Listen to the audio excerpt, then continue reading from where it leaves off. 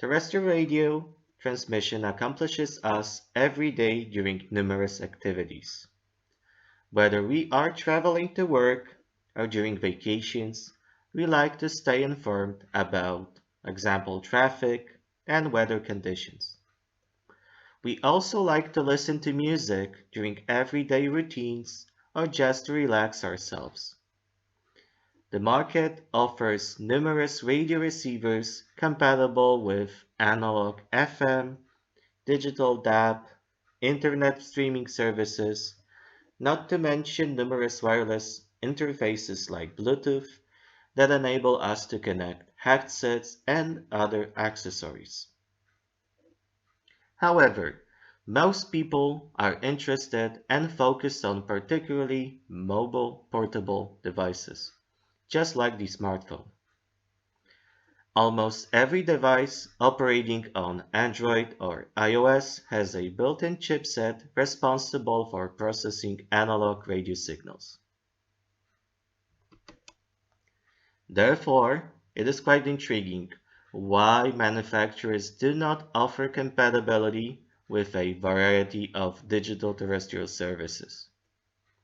Among them, DAB+ is the most widely spread standard for the transmission of digital radio. Yet, only one mobile device is capable of processing and presenting this type of content. This paper is focused on a study considering the reception of terrestrial FM and DAB+ radio with a smartphone. Its main aim is to determine whether such user equipment can compete with the quality offered by more pricey, high-quality desktop devices.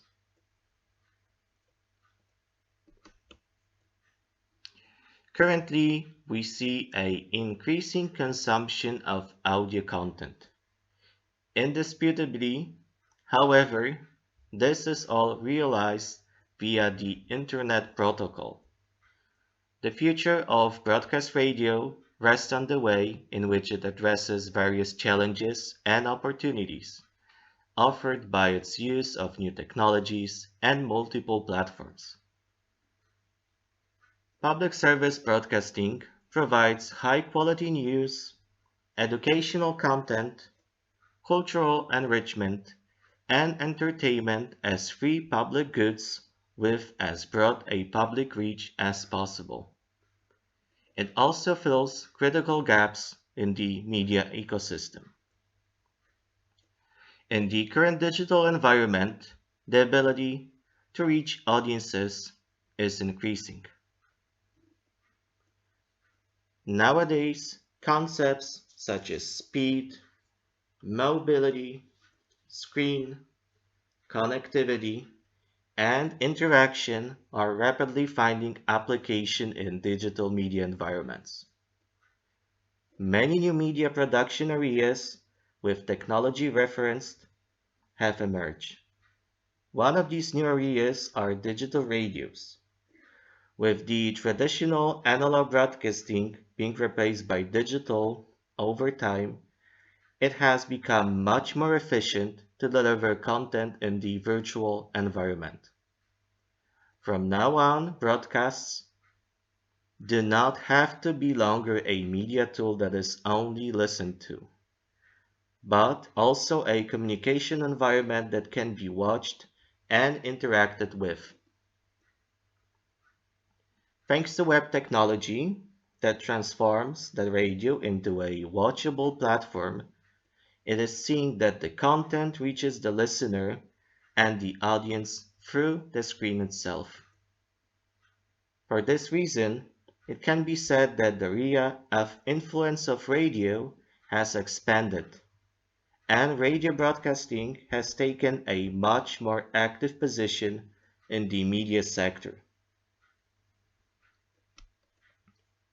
A few words about the analyzed multiplex configuration and about the contents of this ensemble.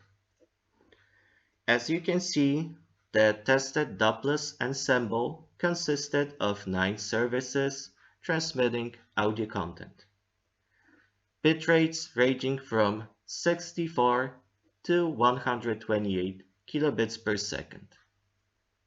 Among those 9 services, some focus on mostly speech signals, whereas others broadcasted typically music signals. Of course, some broadcasts provided mixed speech and music signals, all of this depending on the profile of a particular radio station. Generally speaking, the high-efficiency advanced audio coding version 1 variant was utilized in case of the lower bit rates, whereas the advanced audio coding low complexity variant was utilized for processing content at higher bit rates. As observed during our studies, some broadcasts were simulcasted in analog FM, and this relates to 6 out of 9 regular broadcasts. Each service was evaluated in a subjective study with 2 receivers, namely a mobile as well as a desktop one.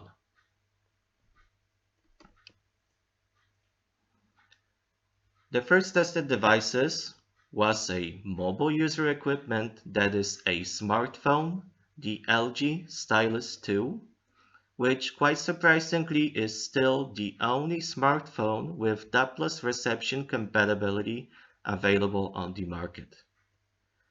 Although it was released in 2016, the newer generation of the Stylus line did not offer such features.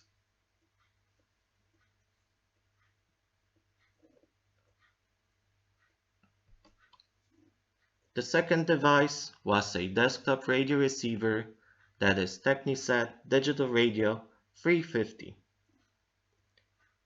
As shown, this is a hybrid receiver, enabling to handle both terrestrial FM and Doppler radio, as well as other various sources. After a careful examination, no data were available considering the type of integrated chipset in case of each receiver, responsible for handling terrestrial radio signals. Nevertheless, both were subjected to the same testing procedure.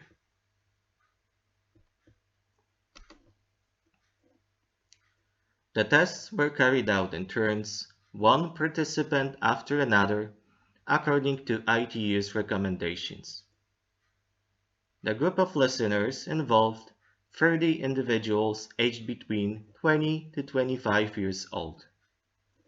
At first, they evaluated the Doppler radio programs presented in a randomized manner and then switched to the simulcasted FM radio programs. Of course, no one was informed about the name nor bitrate in case of Doppler of the currently assessed broadcast.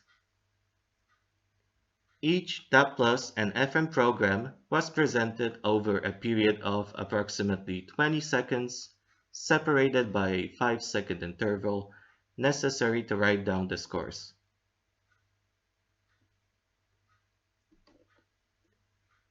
Listeners started their evaluation with a mobile user equipment and then repeated the whole procedure with the desktop receiver. Each one took a 5 to 10 minute break before moving from one device to the other. Neither of participating individuals had hearing disorders.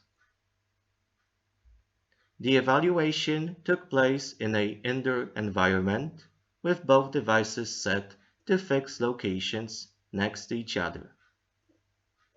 The subjective study was carried out using a set of closed-back reference headphones. Each individual was allowed to set the volume level according to his/her preferences during the training phase.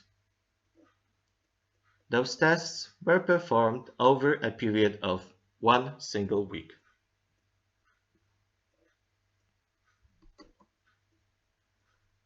The next section is related with obtained subjective grades. Currently, you can see scores obtained for all 9 Doppler radio programs. It can be summarized that each radio program, both on mobile and desktop receivers, except of course the informative N, that is informative language English, received an overall score of about or even above 4.0. Additionally, please notice that the differences between both devices were quite small. Yet, quite surprisingly, listeners tend to favor the mobile user equipment.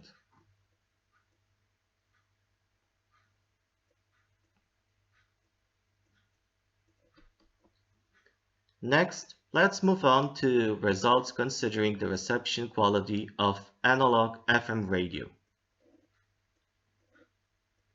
In case of analog FM radio, considering both receiver devices,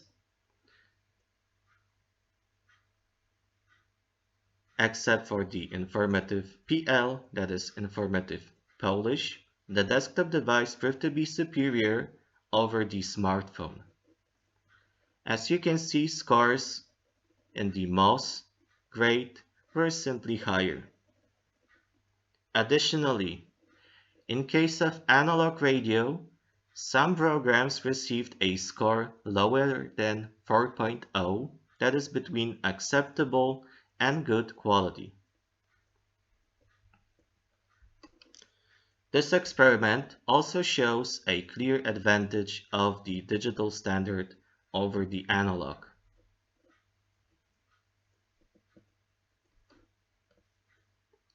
To sum up, as shown, a portable, lightweight device offers comparable reception quality to a heavier desktop one. The modern-day smartphone, with its possibilities of receiving, processing, and presenting rich media content, is a handy companion in numerous activities. According to obtained results, the digital Doppler radio standard offers higher quality compared to analog FM radio. Furthermore, Doppler compatible smartphone offers as good as, or sometimes even higher, audio reception quality than traditional household receivers. Therefore, integrating the digital radio standard into a wider range of consumer user equipment, particularly smartphones, would certainly speed up the digitization process as well as help the industry in the switch over itself. In the nearest future, it would seem interesting to perform similar studies considering different age groups, including both younger and older individuals with varying quality expectations, not to mention user preferences. Furthermore, it would seem interesting to evaluate people with different backgrounds, including those with audiovisual impairments, that are keen on technology and frequently listen to radio broadcasts.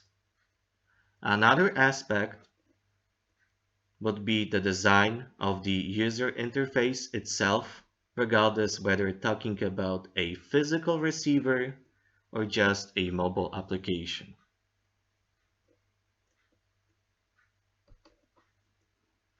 Thank you for your attention. If you would like to, you can always contact me. I will be happy to answer all of your questions. Thank you once again, and see you next time.